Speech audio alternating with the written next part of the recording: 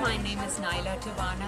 I'm from Pakistan. Bonjour, je m'appelle Ralia Djeloul, je suis algéro-suisse et je participe au 4e congrès du féminisme islamique. My name is Khadija Kilani from Doha, Qatar. Je m'appelle Judith Ijtihed, j'ai 25 ans, je suis française. I am English and I am a Muslim feminist. Je m'appelle Dana et je viens de l'Allemagne. My name is Shanaz Khalil Khan and I live in Germany. Salma Haidar es mi nombre, vengo de Argentina. My personal interest is in Islamic feminism in South Asia.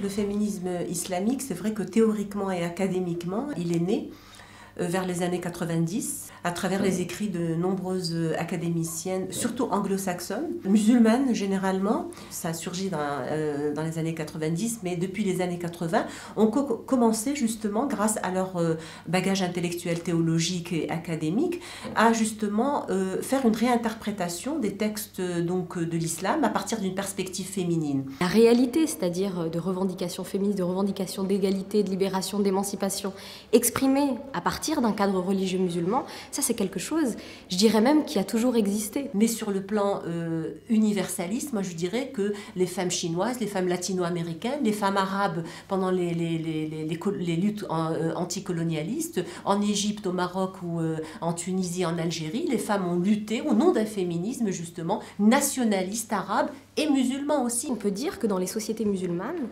les revendications féministes ont émergé. C'est pas qu'elles ont suivi, c'est pas qu'elles ont émergé après le féminisme européen, mais c'est qu'elles ont émergé en même temps. À une époque où on formulait de manière moderne donc ces notions de droit, donc ça s'est exprimé sous la forme de demande de d'égalité civique, et plus tard dans les années 50-60 d'égalité, donc le droit de vote, etc., dans les sociétés majoritairement musulmanes.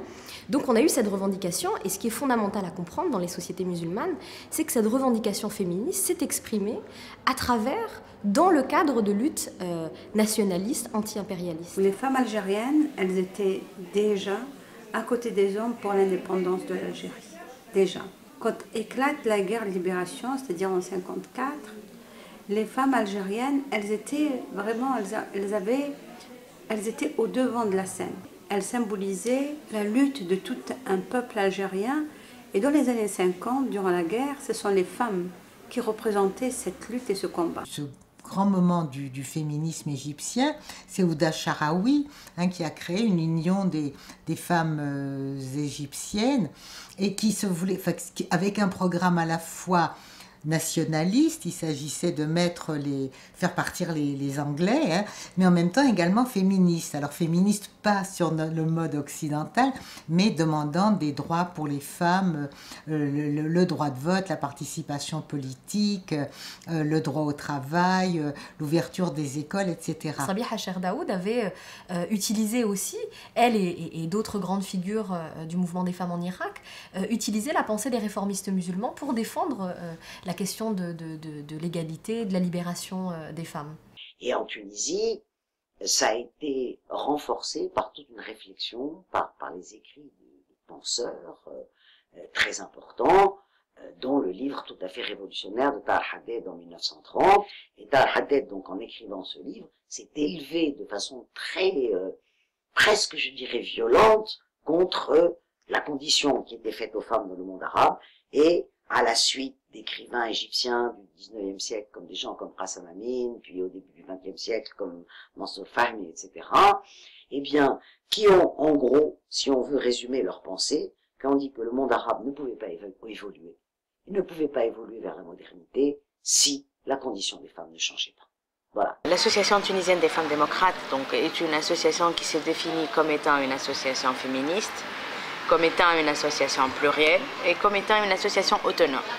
Telle est la continuité d'un mouvement féministe qui a débuté vers les années, fin des années 70. Donc c'est un mouvement qui a voulu marquer une autonomie par rapport à Bourguiba. Parce qu'en Tunisie, comme vous le savez, donc, on a eu des lois assez progressistes à partir de 1956.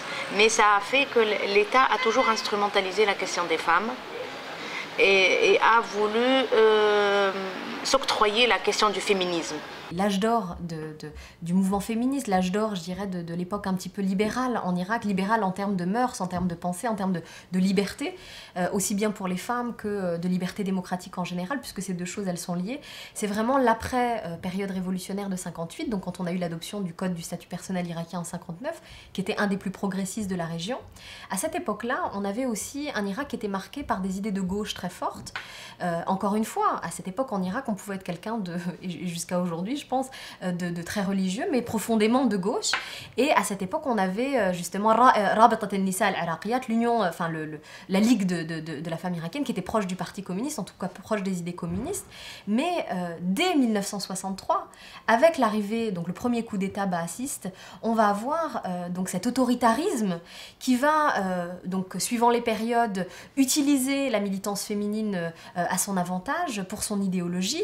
Donc on va avoir à partir des années 70 ce qu'on a appelé le féminisme d'État. Ce qui s'est passé alors en 1952, c'est à la fois que les femmes ont eu le droit de vote, mais que Nasser a instauré une espèce de féminisme d'État où il a dissous les organisations féministes. Ce qui fait que le féminisme, c'était lui. Mais en même temps, les femmes, entre-temps, elles étaient devenues très conscientes, donc on les a vues apparaître dans les syndicats, bien sûr, un petit peu dans les partis politiques, mais aussi dans les universités. Elles sont devenues professeurs d'université, médecins, journalistes, avocates. Donc les femmes ont envahi l'espace, enfin, ont occupé l'espace public et ont continué à revendiquer, mais à la fois pour leurs propres droits, mais aussi contre la dictature. Cette jeune femme, c'est Fatima Hamani. C'est une ancienne militante du FLN qui a été 2 fois en prison sous Ben Bella. L'indépendance, qu'est-ce qu'elle vous a apporté sur le plan personnel? Sur le plan personnel, rien du tout. Avant l'indépendance et après l'indépendance, c'est à peu près la même chose. Pour les femmes, pour vous-même? Pour les femmes, pour moi, c'est absolument pareil. Pour moi, ça n'a strictement rien apporté, pour les femmes en général non plus, si ce n'est qu'on a fait des grands discours, qu'on a déclaré l'égalité de l'homme et de la femme, mais que dans les faits, il n'en est rien, c'est tout. Je vais vous donner un exemple bien précis, l'article 18 du projet de Code de la famille, qui dit que la femme, même majeure, a besoin d'un tuteur pour se marier. C'est-à-dire qu'elle n'est jamais majeure. Elle est toujours mineure, elle est d'abord sous la domination du père ou bien du frère, et puis ensuite le père ou le frère la confie ou bien la lègue à son mari. Ces femmes, elles ont été exclues du pouvoir. Elles n'étaient plus, elles n'avaient plus le droit à penser la politique. Au fond, dans les maquis, les femmes algériennes ont été de simples exécutantes. Elles ont été utilisées et puis, une fois la guerre terminée, on leur a dit « c'est très bien, vous avez fait votre devoir, maintenant la petite récréation est terminée, vous allez reprendre votre place traditionnelle ». Donc ça a été le pouvoir des hommes. Et à ce moment-là, dans les années après l'indépendance, tout de suite il y a eu les étudiantes qui se sont organisées dans des collectifs et dans des comités pour demander l'égalité entre les hommes et les femmes. Donc les mouvements féministes arabes aujourd'hui sont aussi les héritiers de ces femmes qui ont été des pionnières de l'émancipation. Solidarité, égalité, laïcité, liberté. Ce qui se passe aujourd'hui, on pourrait dire qu'il y a 3 types de postures de mouvement des femmes. Ce qu'on appelle les féministes de façon très classique, c'est-à-dire des féministes qui revendiquent tout à fait clairement l'égalité des sexes en droit et dans les faits, et qui estime, pour beaucoup, que des sociétés où il y a une hégémonie du religieux ne peuvent pas arriver à l'égalité des sexes. Je peux dire que le féminisme, il est incompatible avec les religions. Pourquoi? Parce que les religions monothéistes, les religions de livre, le judaïsme, le christianisme et l'islam, ce sont des religions qui bâtissent la cellule familiale sur l'ordre patriarcal. Et le féminisme, il vient comme une alternative à la société patriarcale. Et partant de là, on ne peut pas, c'est-à-dire revoir ou bien revendiquer de droits égalitaires entre hommes et femmes, tout en intégrant la religion, que ce soit l'islam, le judaïsme ou le christianisme. Les religions sont patriarcales? Oui, elles sont patriarcales, parce que les messages spirituels de toutes les religions, et je dirais même en dehors des religions, comme le bouddhisme et tout ça, qui ne se sont pas instaurés sur le vide, ils ont pris racine sur un terreau culturel donné, qui est patriarcal, qui est connu. Donc c'est le terreau patriarcal culturel qui a instrumentalisé justement ce message spirituel et qui l'a institutionnalisé. De l'autre côté, tout à fait à l'autre bout de l'échiquier, il y a les mouvements islamistes au Maghreb et au Machrek. Il y a des femmes. Les islamistes et leurs femmes disent, bien sûr l'éducation, il est hors de question que l'on renonce à l'éducation, bien sûr le travail salarié, mais il n'est pas question d'une égalité juridique. À travers cette question, on voit bien que, et d'ailleurs quand on regarde dans les sociétés musulmanes, il y a évidemment des femmes qui sont engagées dans un islam politique, qui peuvent avoir des visions extrêmement conservatrices, et on peut avoir des femmes qui sont pratiquantes, voilées, non voilées, engagées sur un mode, je dirais, séculier, c'est-à-dire de séparation des sphères du politique et du religieux. Historiquement, la question religieuse, même avec Bourguiba et même avec Ben Ali, ce n'est pas seulement les islamistes. Donc, quand on voulait garder des lois discriminatoires, c'était au nom de la religion. Et quand on voulait avancer, c'était tout à fait possible de trouver l'interprétation nécessaire de la religion en faveur de l'égalité. Quand on dit l'égalité existe dans le Coran, eh ben, ces mêmes musulmans te disent eh ben non, l'homme est supérieur à la femme parce que ça existe dans les textes, or ça existe dans les interprétations sacrées. Et puis, il y a ce que j'appelle ce féminisme de troisième génération, des femmes qui disent nous sommes musulmanes et féministes, ce qui, il n'y a aucune contradiction à dire je suis musulmane et féministe, mais qui vont plus loin, qui disent nous sommes des féministes islamiques. Alors qu'est-ce que ça veut dire? Ça dépend ce qu'on met derrière musulmane et féministe. Si tu me dis je suis une féministe islamiste et que mes lois et mes droits restent reliés aux religieux, tu ne peux plus être dans le féminisme. Mais si tu es de culture musulmane et que tu t'engages dans le combat féministe, parce que le combat féministe il est universel, il est pour l'égalité des droits. Donc qu'est-ce qui empêcherait une musulmane comme une chrétienne d'être une féministe? C'est grâce à ce féminisme-là, à ce féminisme musulman justement, qu'on a pu, avec la relecture des textes, retrouver que finalement, eh ben, nous partageons avec toute l'humanité, les femmes et l'humanité, les valeurs universelles, bien sûr, avec notre particularité, notre contexte, notre stratégie, nos spécificités. Ben là, quand même, ma religion, elle est inégalitaire pour moi qui suis femme. Parce qu'elle va me dire de me comporter comme ça. Et donc après, aux femmes, quand elles croient en Dieu, et il n'est pas interdit de croire en Dieu, si elles ont envie de croire en Dieu, de trouver la faille entre le discours religieux et le discours féministe. C'est de faire la part des choses entre la religion, avec ses dogmes, avec son institution, avec ses compilations, sa production intellectuelle académique, ses oulémas, et le message spirituel de l'islam. En relisant les textes, ces féministes musulmanes à travers le monde, en ayant accès au savoir, à la connaissance, au savoir théologique surtout, elles ont découvert que finalement, ce n'était pas l'islam en tant que texte sacré qui les discriminait, qui est porteur de discrimination, mais bien les interprétations patriarcales faites par des savants qui étaient des savants hommes. On a des liens assez privilégiés avec des femmes de la Malaisie, des femmes indonésiennes, des femmes sud-africaines. C'est des femmes qui prônent l'égalité totale homme-femme et qui, pour elles, l'islam est pour l'égalité homme-femme. Et tout ce qui est interprétation contre l'égalité, pour elle, ce n'est pas de l'islam. Une imam femme, Amina Wadoud, au nom du féminisme islamiste, elle guide les prières et pour elle, l'islam n'interdit pas. Parce que l'islam, dans sa conception, il est là pour l'égalité, pour la fraternité, pour la justice. Moi, la question que je pose à ces féministes, et je ne leur conteste pas cette revendication, qui va faire ce travail de la révision, de l'ijtihad de l'islam? Qui va faire ce travail?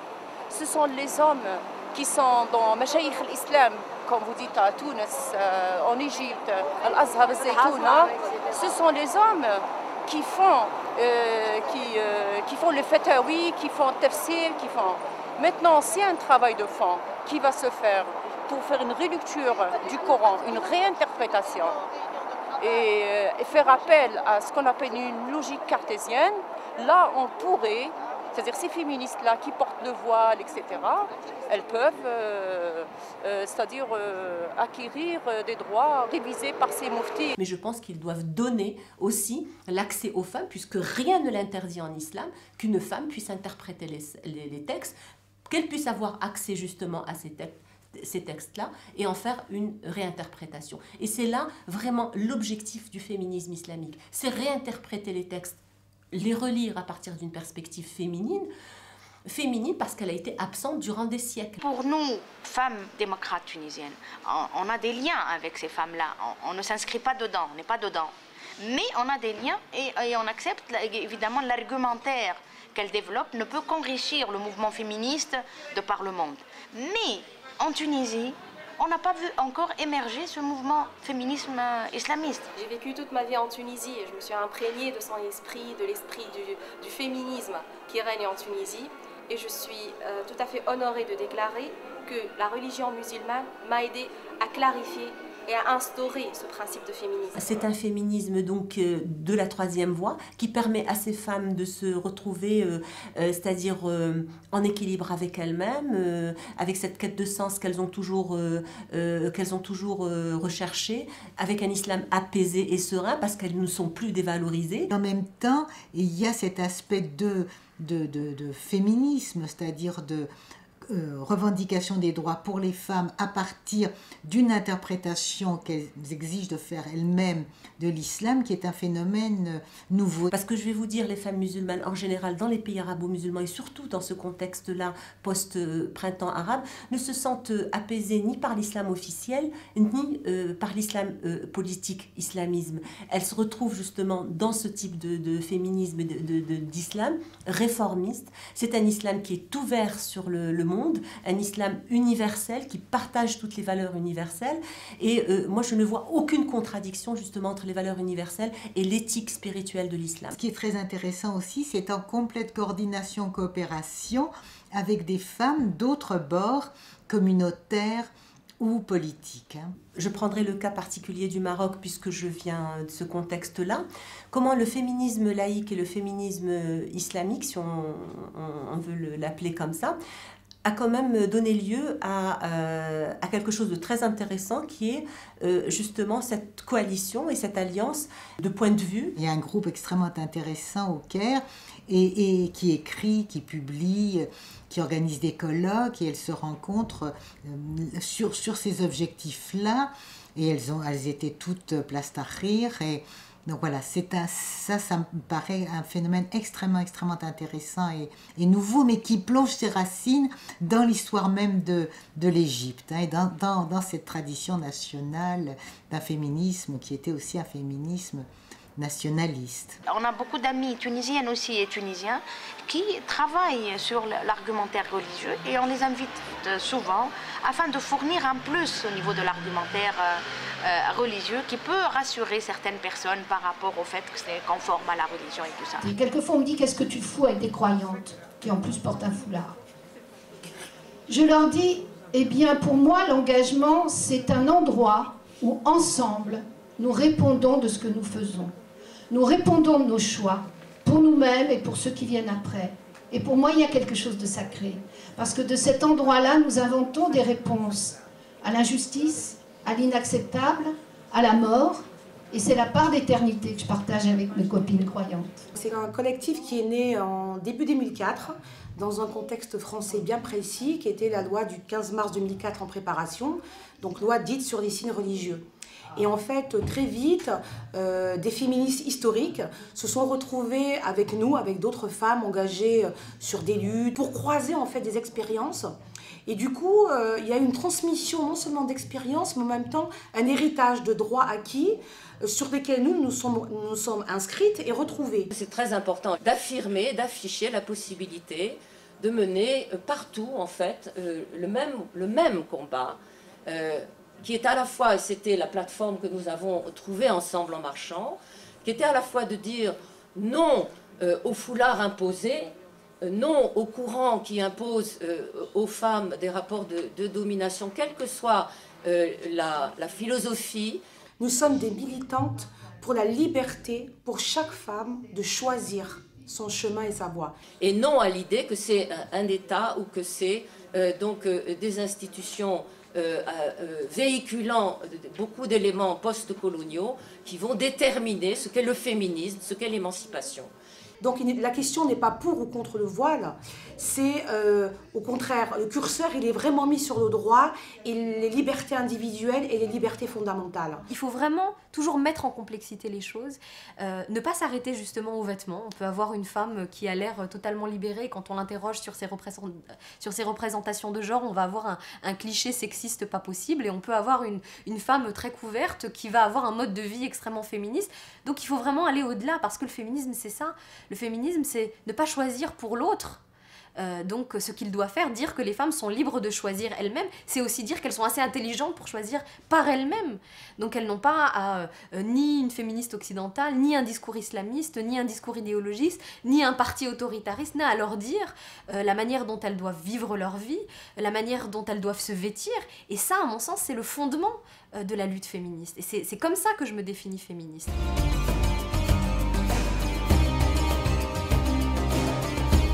Moi, je dois dire, je terminerai là-dessus, que ce que j'ai vécu dans le collectif en quelques années est un enrichissement considérable, et je ne comprends pas, en découvrant qu'on peut être musulmane, porter le foulard et être féministe, comment on ne peut pas ne pas se réjouir. Et je ne comprends pas que mes camarades aient eu peur de ça.